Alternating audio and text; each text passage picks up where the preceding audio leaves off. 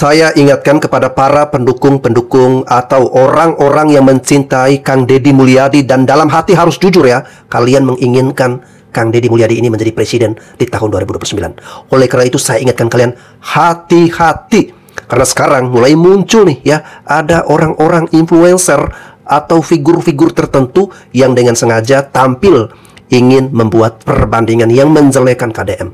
Ingin melakukan cara-cara yang merusak KDM, menghalangi KDM, mengganggu lajunya kepopuleran dari Kang Deddy Mulyadi.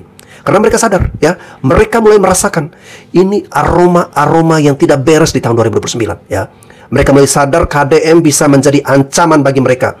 KDM bisa berpotensi bagi mereka yang saat ini sudah memiliki nafsu untuk mengagendakan diri mereka siap maju menjadi presiden di tahun 2029 ya. Oleh karena itu sekali lagi saya ingatkan kepada para pendukung, para pecinta dari KDM, berhati-hati. Kalau ditanya siapa sih yang paling potensial untuk maju di 2029 sebagai RI 1 dan RI 2 selain Prabowo dan Gibran, ya jelas Pramono Anung dan Deddy Mulyadi. Tapi kalau boleh diadu antara Pramono Anung dan Deddy Mulyadi, ia lebih unggul Pramono Anung. Ini 3 hal kenapa sih Pramono Anung lebih unggul dibanding Deddy Mulyadi kalau Pilpres diadakan hari ini. Pertama, menurut gue cara menghadapi oposisi. Pramono Anung itu lebih diplomasi dan lebih merangkul oposisi. Sementara Deddy Mulyadi itu lebih ekstrim dan cenderung memberantas oposisi. Menurut gue, cara merangkul dan berdiplomasi dengan oposisi lebih dibutuhkan Indonesia saat ini. Contohnya, selama Pramono Anung memimpin, belum pernah sedikit pun beliau menjelek-jelekan proyek yang dikerjakan oleh Anies Baswedan. Sementara Deddy Mulyadi baru beberapa bulan memimpin, langsung membongkar semua kejelekan yang dilakukan oleh Ridwan Kamil. Menurut gue nomor 2, Deddy Mulyadi itu terlalu over publicity, dikit-dikit dikontenin. Era sekarang, proportional publicity lebih penting dibanding over publicity. Karena akan jauh lebih efektif proportional publicity. Jadi buat publisitas sewajarnya aja, seperti yang dilakukan oleh Pramono Anung. Nah terakhir, menurut gue efektivitas komunikasi. Menurut gue Pramono Anung ini sangat efektif dalam berkomunikasi terhadap dinas-dinas terkait. Dengan cara lebih kalem dan efektif, menurut gue Pramono Anung lebih dibutuhkan untuk maju sebagai RI 1 atau RI 2. Sementara Deddy Mulyadi, bupatinya pergi ke Jepang aja dikontenin, jadi heboh kan? Oleh karena itu, kalau Pilpres diadakan hari ini, menurut gue akan jauh unggul Pramono Anung dibanding Deddy Mulyadi. Oke Bang ya, jadi ini tanggapan saya, komentar saya untuk opini yang Anda sampaikan ya. Silakan saja jika Anda hari ini berusaha untuk mempromosikan Pramono Anung yang mungkin Anda ngefans atau Anda inginkan agar Pramono Anung siap menjadi RI 1 atau RI 2 di tahun 2029 ya. Sebenarnya guys ya, kalau kita berbicara soal pencalonan presiden di tahun 2029 itu masih terlalu jauh.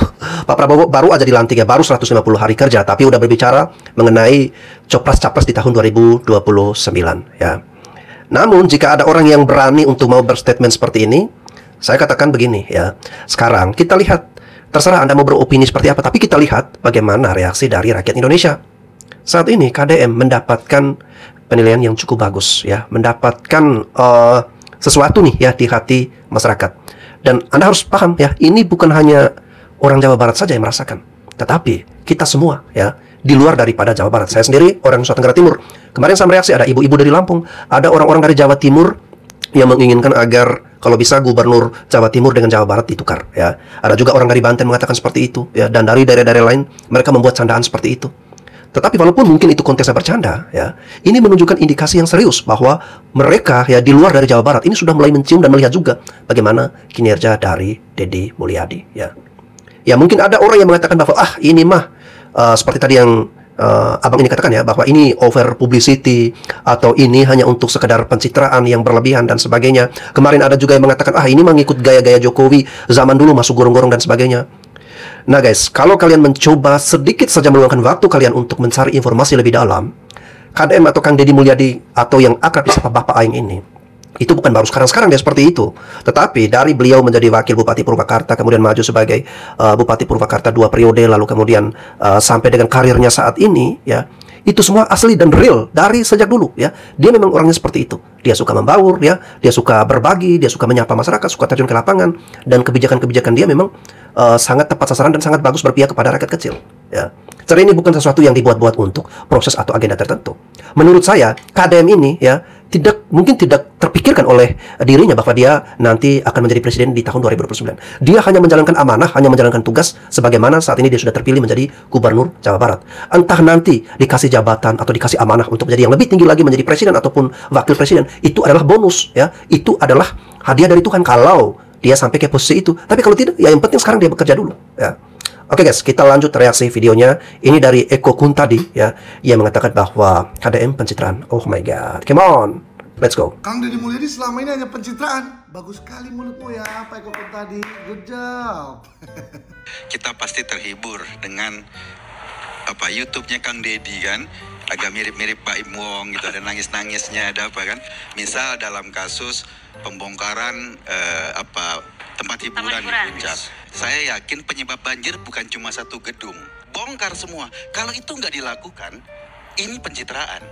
Cuma satu, kegayaan di YouTube, orang-orang tepuk tangan, kita menangis-nangis, sama seperti kita nonton Mbak Im Wong, setelah itu selesai.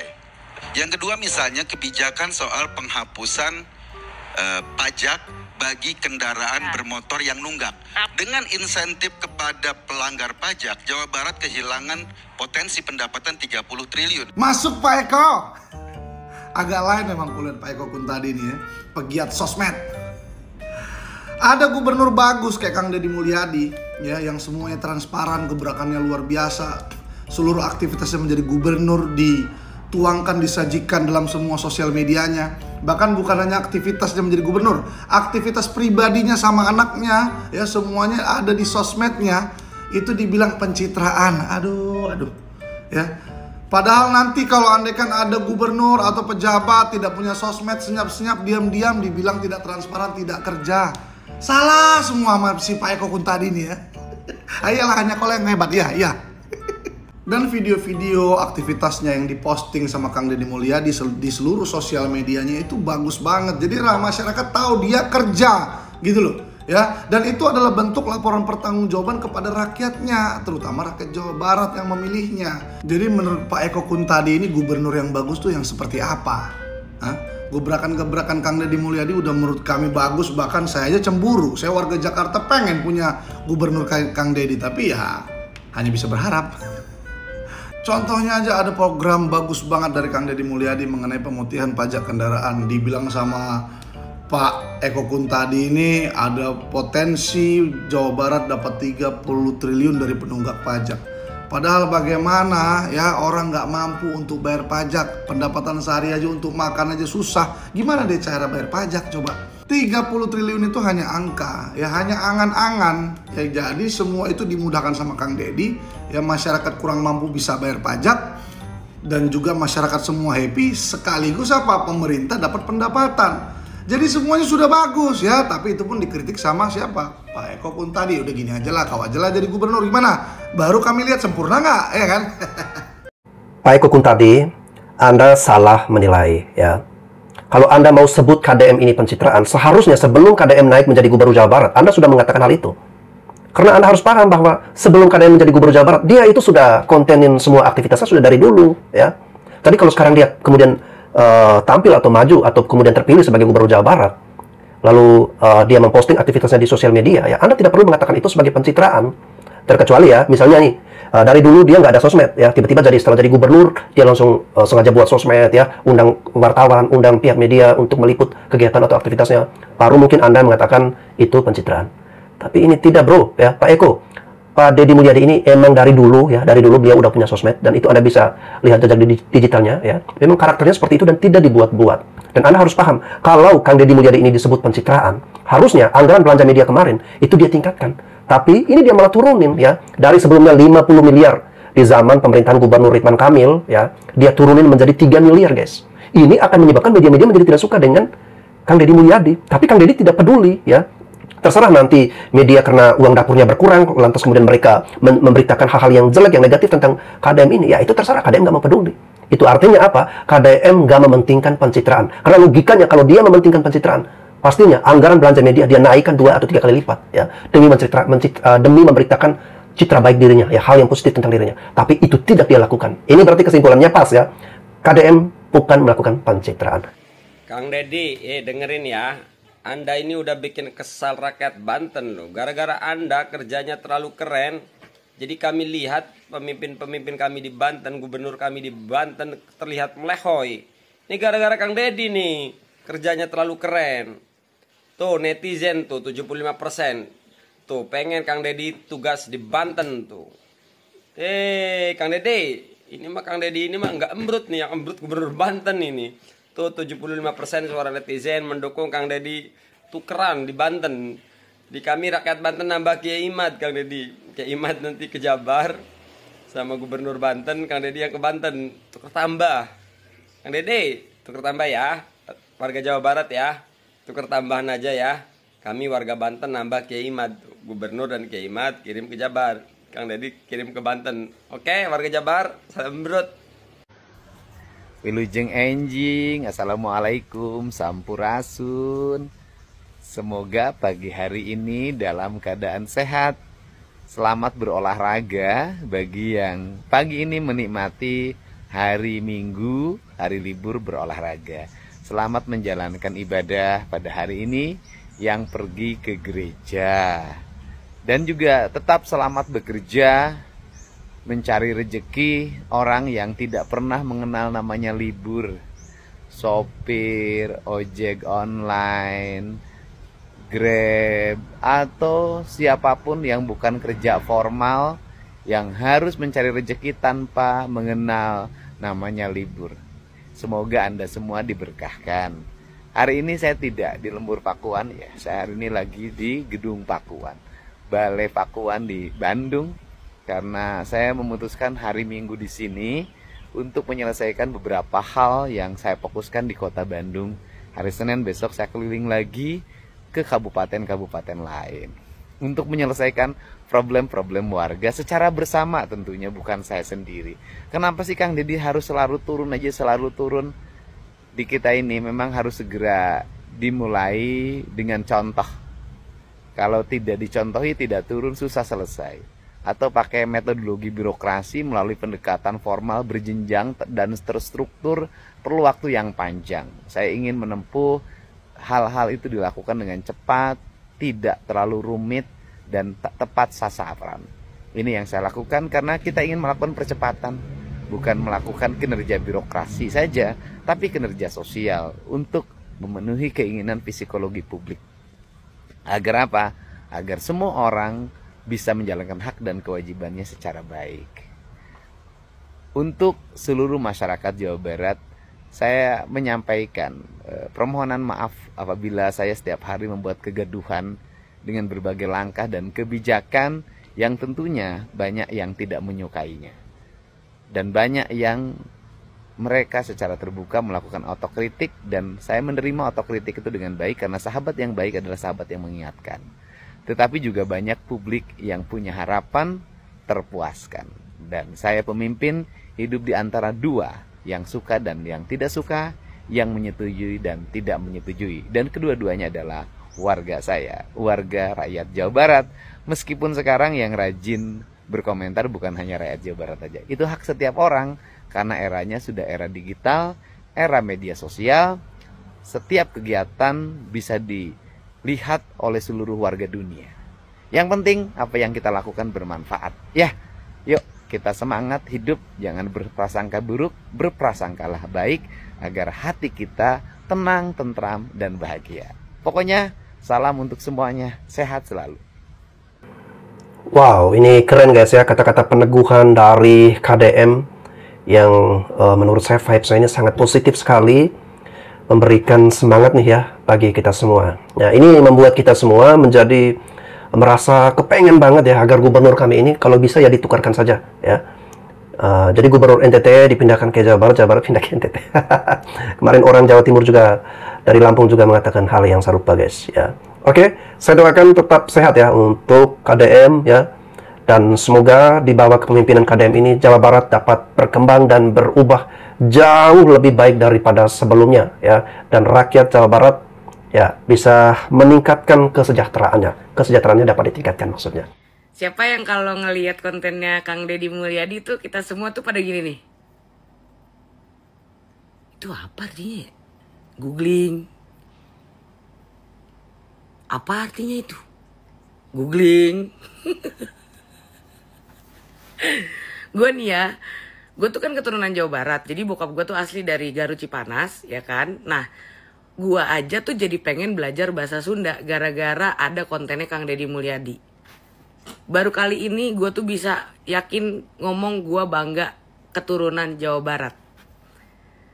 Kalau misalnya digadang-gadang Jawa Barat itu ya memiliki tagline Jawara, pada kesempatan kali ini gue jadi yakin gitu bahwa memang Jawa Barat itu Jawara. Lihat aja sepak terjangnya Kang Deddy Mulyadi. Yang paling keren itu adalah pada saat Kang Deddy Mulyadi itu membahas tentang yang namanya berapa sih uangnya ini segala macem, berapa sih totalnya, itu untuk apa sih dan lain sebagainya. Itu yang paling gue suka satu. Yang kedua adalah ketika Kang Deddy Mulyadi itu pengen lagi ya mengaktifkan yang namanya jalur-jalur kereta yang bekas zaman Belanda dulu, itu diaktifin lagi cuy. Rencananya tahun depan itu, jadi saat ini tuh direncanain dulu, tahun depan baru dikerjakan. Kenapa? Karena menurut Kang Deddy sendiri bahwa transportasi yang memang sangat efektif untuk mengangkut banyak orang dari satu wilayah ke wilayah yang lain itu hanyalah kereta api. Terutama di wilayah Jawa Barat. Lu kebayang gak sih?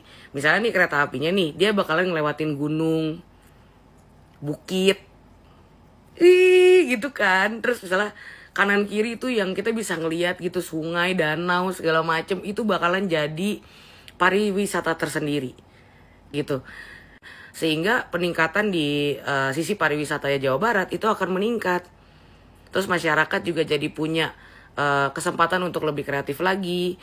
Terus bisa punya peluang untuk dapat tambahan gaji atau bahkan tambahan pekerjaan gitu. Ya kan? Makanya untuk itu buat seluruh saudara-saudaraku yang di Jawa Barat, selamat ya sekali lagi. Jadi pengen cepet-cepet deh ke Bandung, ke Sukabumi, ke Garut terutama gitu ya kan. Untuk ngeliat perubahan nyata hasil kerjasama dari para pihak bupati, lurah, dan juga bersama dengan gubernur tercintanya yaitu adalah Kang Deddy Mulyadi. Congrats! Kang Deddy Mulyadi ini pencitraan ya? Itu kayak apa?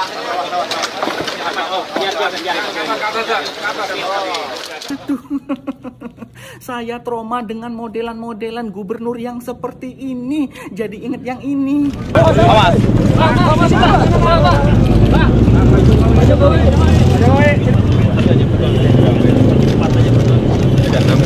Sama kan? Fix Kang Deddy Mulyadi ini mau nyapres 2029 karena metode yang digunakan sama, cara yang digunakan sama dengan yang digunakan oleh Pak Jokowi. Sama-sama masuk.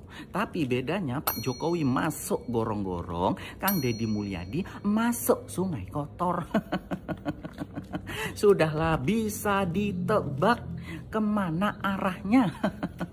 Sekarang Kang Deddy lagi fase mencitrakan diri, membuat nama yang bagus, ya kan? Karena mumpung jadi gubernur. Soalnya langkah untuk menjadi capres itu gubernur dulu kebanyakan. Kalau Pak Jokowi sih sukses ya kan. Kalau Kang Deddy ini nggak tahu ya ke depan sukses apa enggak. Apa seperti Pak Ganjar gagal? Karena Pak Ganjar juga melakukan hal yang sama loh. Pak Ganjar bikin YouTube, subscribe-nya jutaan, bikin TikTok, followersnya jutaan, Instagram, followersnya juga jutaan, pencitraannya merakyat, dekat dengan rakyat, peduli, wong cilik segala macam lah. Kalau Kang Deddy ini gimana ya kira-kira ya? Akan dipilih oleh rakyat seperti Pak Jokowi apa gagal seperti Pak Ganjar ya? Tapi sejujurnya saya akui kalau Kang Deddy ini kinerjanya bagus, kepemimpinannya bagus, tegas. Pak Kang Deddy ini juga jujur, terus ya layaklah jadi pemimpin masa depan. Saya akui. Tapi yang saya tidak setuju sih cara pencitraannya ya. Kok masih ikut-ikutan yang lama? Apa nggak ada model yang baru? Upgrade gitu Kang Deddy? Upgrade dong dengan cara-cara yang baru. Jangan ikut-ikutan masuk-masuk. Tapi apa yang dilakukan Kang Deddy ini sih masuk. Oke guys ya, memang akan banyak sekali bermunculan suara-suara minor di luar sana yang akan menyudutkan ataupun memberikan reaksi komentar yang negatif terkait dengan kinerja dari KDM ya. Entah itu reaksinya positif ataupun negatif, tapi yang kita harapkan adalah KDM ini tetap fokus bekerja ya, tetap semangat. Biasanya guys ya, kalau semakin banyak nih pemberitaan yang entah itu negatif atau positif, tetapi terus-menerus diberitakan, itu pertanda hal yang positif bagi karir sang pemimpin tersebut ke depannya ya. Meskipun KDM ini dinilai oleh beberapa pihak bahwa dia sedang melakukan pencitraan, dia melakukan formula yang sama seperti yang dilakukan oleh Pak Jokowi dulu ataupun mengikuti jejak Pak Ganjar ya. Tetapi saya pribadi melihatnya tidak seperti itu ya. Apa yang dilakukan oleh Kang Deddy ini bukan baru gaya kepemimpinan yang dia ciptakan sekarang, tapi itu sudah sejak lama saat beliau menjabat sebagai wakil ataupun Bupati Purwakarta. Itu memang sudah menjadi ciri khas dari Kang Deddy Mulyadi ya. Sehingga orang melihat hal tersebut dan mempercayakan dia untuk menjadi pemimpin Jawa Barat. Dan dia menyadari bahwa sebagai Gubernur Jawa Barat dia harus bekerja keras ya. Harus bekerja bagaimana memajukan Jawa Barat ini. Ya silakan kalian sibuk menyinyir, tetapi Kang Deddy Mulyadi ini sibuk bekerja ya.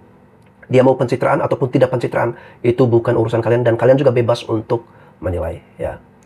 Kalau hal itu untuk rakyat, hal tersebut demi kebaikan rakyat, hal tersebut untuk mendedikasikan diri kepada rakyat ya. Kenapa Anda selalu memandang dari sisi negatifnya?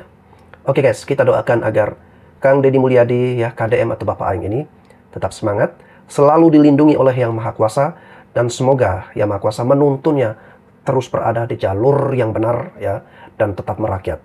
Maju terus Kang Deddy Mulyadi, maju terus Jawa Barat. Sampai jumpa lagi.